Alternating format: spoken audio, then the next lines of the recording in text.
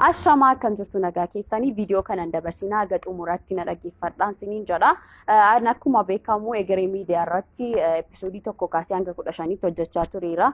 Garuu waldhabbiin guddiitti uumameen achirraan fufuu hin dandeenye gara yuutuubii mataa koo shibirree yuutuubii irraanidha kanan jalqabee jiru. Bashkadaallee achirraanidha kanan fidee jiru jechuudha. Egaa erganiin egeree miidiyaa dhisee kan korratti jalqabeeti dorsa garaagaraadha kan narraan ga'amaa jiru.